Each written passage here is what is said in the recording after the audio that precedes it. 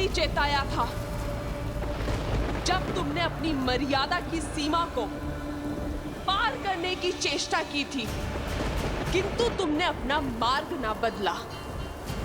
आज तुम्हारे अंत के साथ अधर्म के उस अंतिम अस्त्र का भी अंत हो जाएगा जो व्यक्ति की सोच को दूषित करने की मंशा रखता है। तुम्हारी मृत्यु आने वाली कई युगों के लिए उदाहरण बनेगी, संसार को सिखाएगी कि यदि भक्ति बिगड़ जाए तो वो रावण और उसके भाई सहस्त्रमुख का रूप ले लेती है। व्यक्ति की शक्ति को अधर्म की आंधी में झोंक देती है और जो धर्म के विरुद्ध होते हैं उन्हें उनके अपराध का दंड देने के लिए वही शक्तियां दुष्ट के अंत का मार्ग खोज लेती हैं। स्मरण करो वो श्राप जो तुम्हारी पुत्र वधु ने तुम्हें दिया था। आज मैं पद्मा अपने संचित सभी पुण्यों के बदले आपको श्राप देती हूँ कि जिस नारी को आप खिलौना समझते हैं वही आपका अंत करेगी।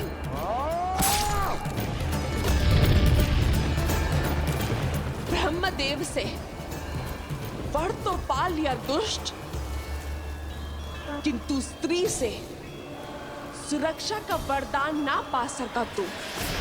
अपने अहंकार में स्त्री को सदा तुच्छ समझा तूने और आज स्त्री का यही रूप तेरा अंत करेगी। और अपनी ललकार से मेरे मन में भय बनाना चाहती हो? मूर्ख हो तुम, मूर्ख। सहस्त्रमुख किसी भी भय से भयभीत नहीं होता, क्योंकि युद्ध भूमि में भय का अर्थ है मृत्यु।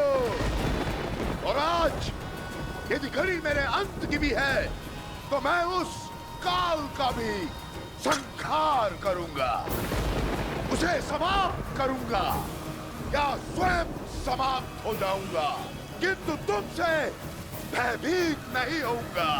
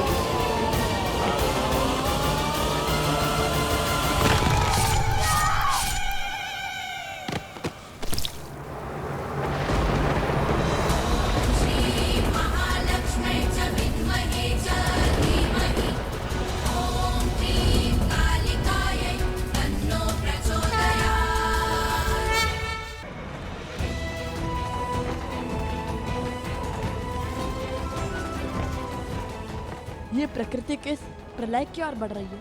न जाने माता हनुमान जी के साथ अकेले क्यों चली गई? चिंता मत करो लव और कुश, भाभी माँ अवश्य सुरक्षित होंगी। चिंता करने की आवश्यकता तो उस आसुरी शक्ति को है जिसने भाभी माँ के पतिव्रत को ललकारा है।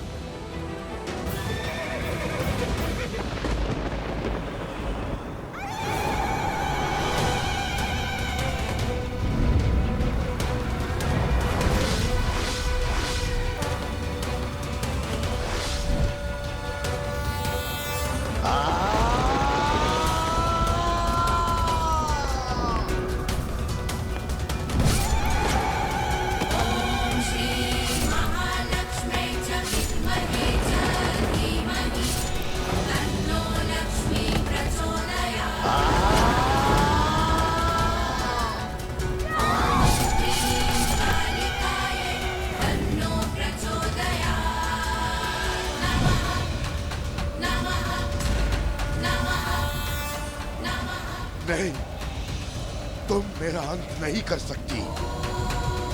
ये मेरा अंत नहीं हो सकता, नहीं हो सकता।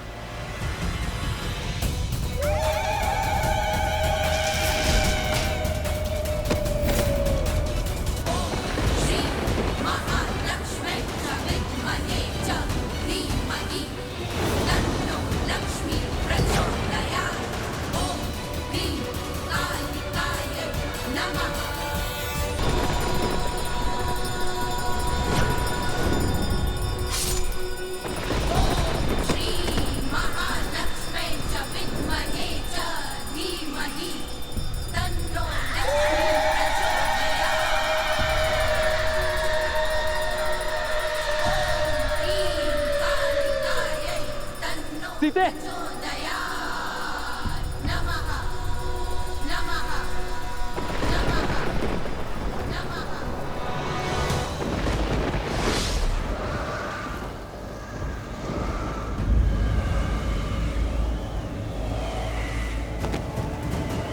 सीते,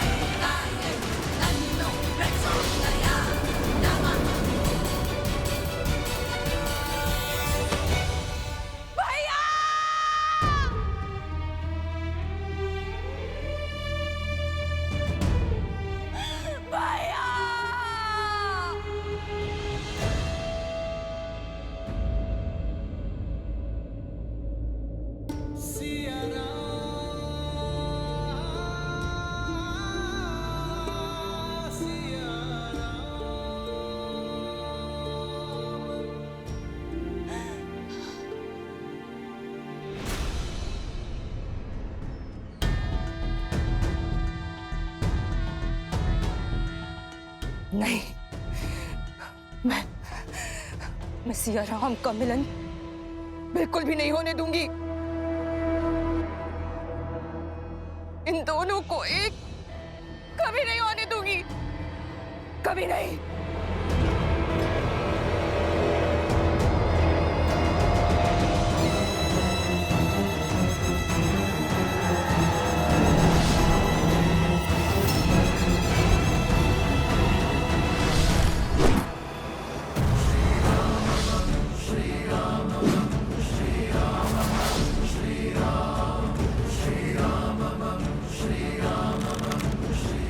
सावधान शूर्पणखा।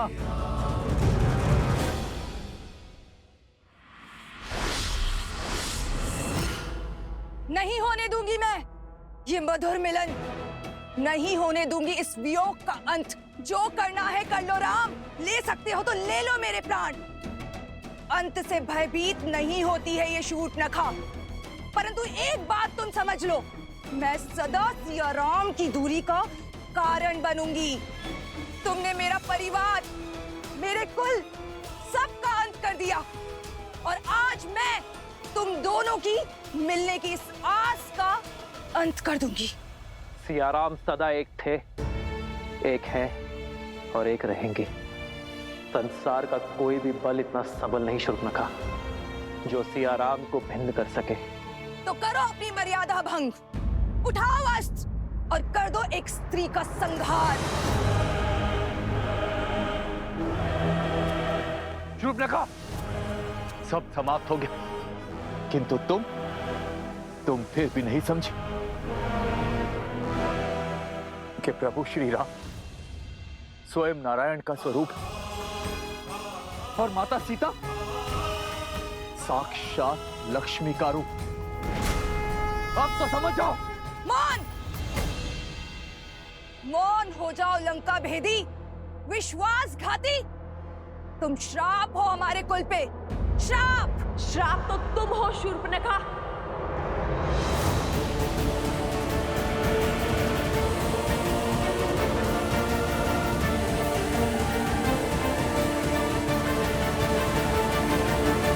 केवल अपने कुल के लिए नहीं, इस संपूर्ण समाज के लिए तुमने स्त्री के जिस रूप को इस समाज में प्रस्तुत करने का प्रयास किया है, उस रूप में स्त्री समाज में केवल अवसाद, दुख और पीड़ा ही लेकर आती है। मिथ्या है ये, मिथ्या। तुम्हारे जैसी अबला की निर्बल सोच है ये। निर्बल तो वो होता है जिसके मन को प्रतिशोध की चोट कचोटती है। तुम अपने प्रतिशोध की पूर्ति के लिए अपने पूरे कुल के अंत का साधन बनी। इस यात्रा में अपने पुत्र, अपने भतीजे मेघनाथ, अतिकाय, अपने भाई खरदूषण, कुंभकर्ण, दशानन रावण के अंत का साधन बने। इस घोर संग्राम के बाद भी तुमने अपने भाई सहस्त्रमुख रावण को समझाकर उसका पथ बदलने का प्रयास नहीं किया, बल्कि उसे भड़काया और अपनी मलिन सोच और अपनी मलिन इच्छा की पूर्ति करने की चेष्टा करती रही। तुम जैसी स्त्रियां समाज में द्वेष उत्पन्न करती है, परिवारों के कलह का कारण बनती है, आने वाली पीढ़ियों का संहार करती है, आने वाली पीढ़ियों का सर्वनाश करती है। इस विध्वंस का सबसे बड़ा कारण तुम हो शूर्पणखा, तुम। इतना भोला मुख और मन कितना कुटिल। अपने शब्दों से महान बनने का स्वांग कर रही हो। ये विध्वंस, ये विनाश, इन सब का कारण मैं नहीं, तुम हो सीता, तुम। तुमने मारा है मेरे भैया को। दोषारोपण से स्वयं के पाप नहीं छुपा करते। और रही बात सिया राम के वियोग के, तो संसार में कोई ऐसा बल, कोई ऐसा छल नहीं जो हमें पृथक कर सके। और जब सिया राम भिन्न हुए तो किसी उद्देश्य के लिए हुए, और आगे भी हम अपने उद्देश्य की हर कसौटी पर खड़े उतरेंगे। और ये दूरी केवल हमारे तन की है। हमारे मन तो उसी दिन एक हो गए थे जिस दिन अग्नि को साक्षी मानकर हम विवाह के बंधन में बंधे थे।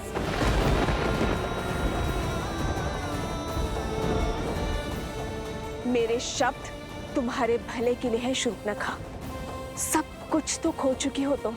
अब अपने अपराधों की क्षमा मांग लो, ताकि अपने किए का प्रायश्चित कर सको, अपनी भूल सुधार सको। चली जाओ यहां से, क्योंकि रघुनंदन के हाथ मर्यादा की डोर से बंधे हैं, और वो इस डोर को भंग नहीं करना चाहते। रघुकुल का बाण किसी स्त्री के लिए नहीं उठेगा। तुम भले ही असुर हो, परंतु हो तो स्त्री ही, और नारी का सम्मान करना रघुवंशी भली भांति जानते हैं। इसीलिए श्री राम ने तुम्हारे पग रोकने के लिए बाण चलाया था, तुम्हें मारने के लिए नहीं, किंतु स्मरण रहे।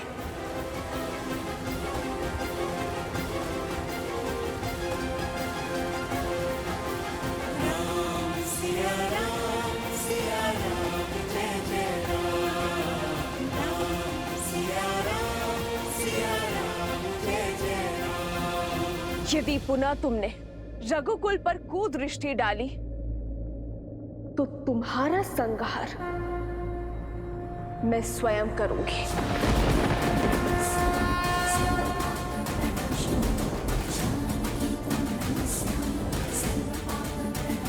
असंभव। मेरे भाइयों ने, मेरे संपूर्ण कुल ने अपनी अंतिम श्वास तक प्रतिकार लिया है, और तुम चाहती हो कि मैं अपना साहस छोड़ दूं, अपने मार्ग से भटक जाऊं उनकी मृत्यु को व्यर्थ जाने दूं? कदापि नहीं। अपने किए का मूल्य तो तुम्हें चुकाना ही होगा सीता। मेरा प्रण है कि मैं तुम्हारी पीड़ा का अंत कभी नहीं होने दूंगी, कभी नहीं।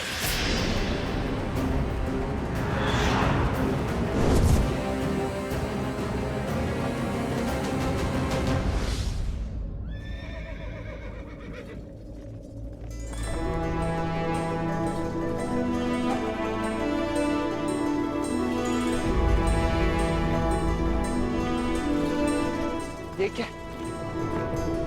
पिताश्री का रथ यहाँ। हनुमान जी भी तो हथियार लेकर आए थे ना माता को।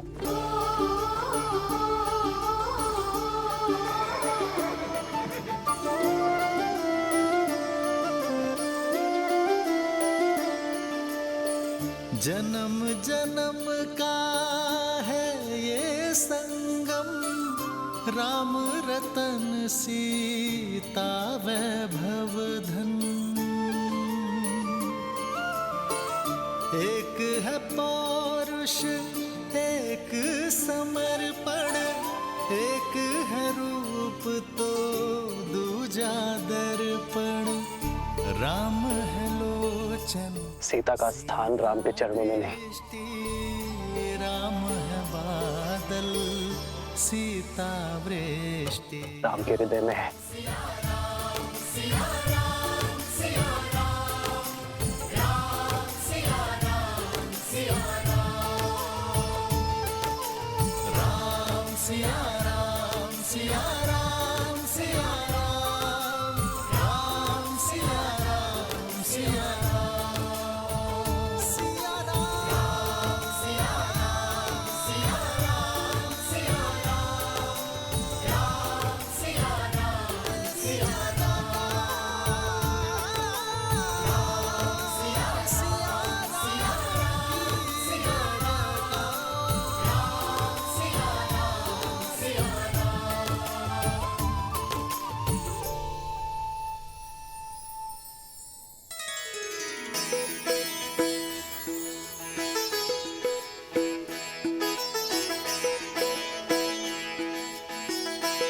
प्रभु, आपका ये अलौकिक मिलन अयोध्या पे छाए दुख के हर बादल को हटा देगा, नगर भर के मन में खुशियों का संचार कर देगा। प्रभु,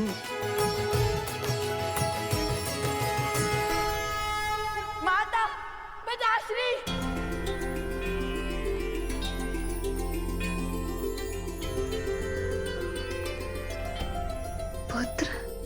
पुत्र माता, वो समय हम लाएंगे जब प्रभु श्री राम और माता सीता फिर से एक होंगे। क्षितिज, हम करेंगे रामायण संपूर्ण। जो नदी के तट को मिलाते सेतु, जन्म मात पिता मिलन के हेतु। रामचंद्र सिया विरह घटाने, प्रकटे लव कुश रूप सुहाने। आज हमारा संकल्प पूर्ण हुआ। सिया राम के वियोग का अंत हुआ। सिया राम, सिया राम, सिया राम। अब आप दोनों कभी पृथक नहीं होंगे।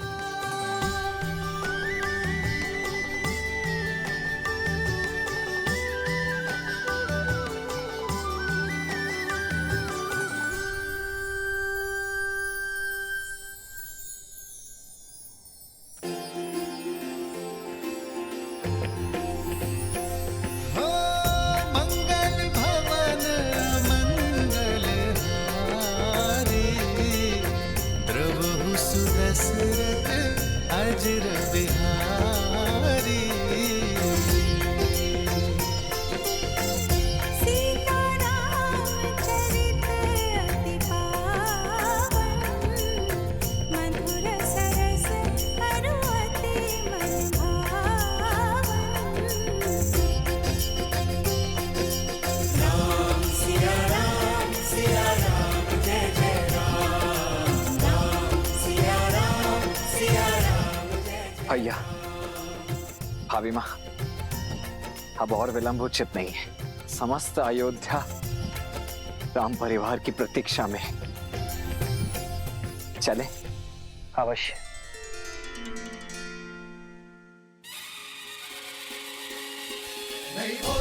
सूरज जागा पाए अमृत ये मन प्यासा पतझड़ बीता मधुरत आई तू बंदे जैसे सुध पाई। सज रहो अयोध्या सारी, क्योंकि हमारे महाराज और महारानी जो पधार रहे हैं। राम जी सिया पधारे सरयू के किनारे, द्वार सजाओ संग साथिया, सौभाग्य जय सिया राम, जय सिया राम, स्वागत में जय सिया राम, जय सिया राम, जय सिया राम। पौने तिलक कुमारी अवध वधू संसार की अब सीता माता, दशरथ नंदन रघुराय के गुण दस दिशाओं में हर घर गाता, हर घर गाता।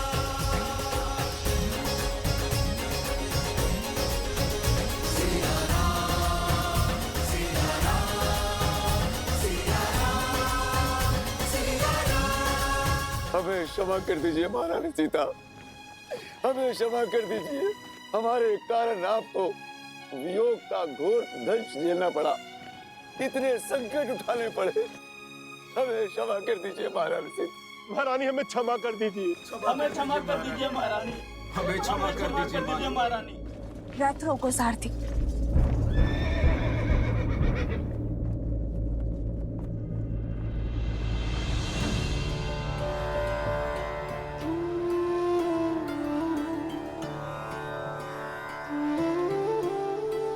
अरे ये क्या कर रहे हैं आप? इसकी कोई आवश्यकता नहीं है। उठिए। आवश्यकता है देवी सीता, आवश्यकता है। मैंने जो अपराध किया है वो तो दंड के योग्य है, फिर भी साहस जुटाकर मैं आपके चरणों में स्थान पाने चला आया। मुझे क्षमा कर दीजिए, मुझे क्षमा कर दीजिए देवी सीता, मुझे क्षमा कर दीजिए।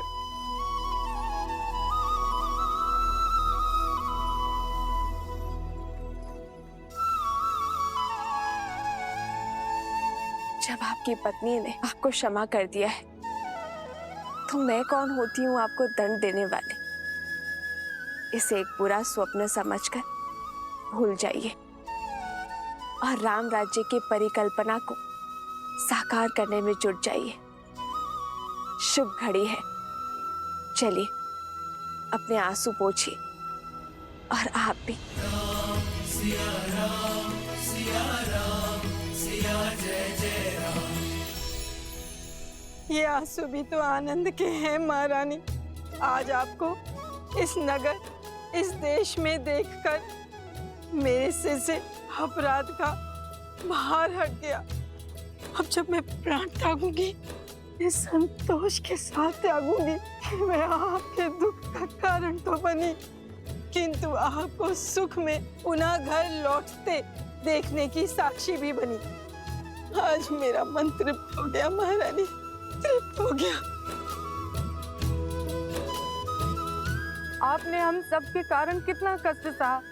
आपके त्याग से हम स्त्रियों को समाज में समान अधिकार मिला। आपके संस्कारों के कारण, आपके दोनों पुत्रों की सूझबूझ के कारण आज अयोध्या में स्त्रियों को अपना मूल्य समझ आया है।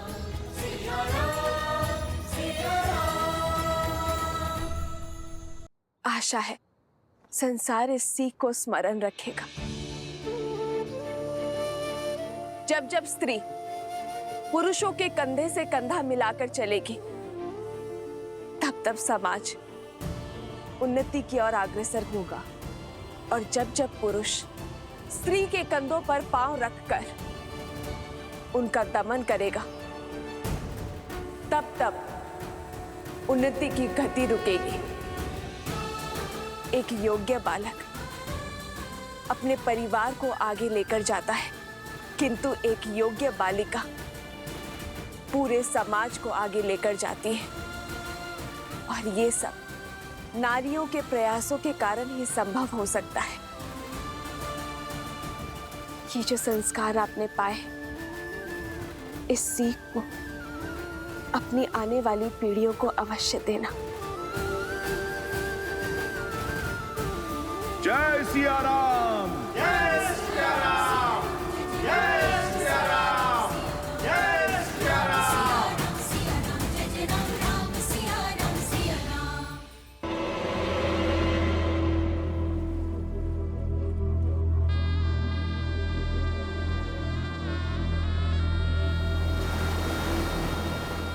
मेरा संपूर्ण कुल इस युद्ध की अग्नि में जलकर भस्म हो गया। बलिदान तो सबने दिए, परंतु कोई भी अपने लक्ष्य से नहीं डिगा, और अब मैं भी नहीं डिगूंगी। तुम्हारा अंत नहीं कर सकती तो क्या हुआ, परंतु तुम्हें और सीता को जीवन भर की पीड़ा तो दे ही सकती हूँ ना। तुम्हारे आने वाले कुल का नाश तो कर ही सकती हूँ राम।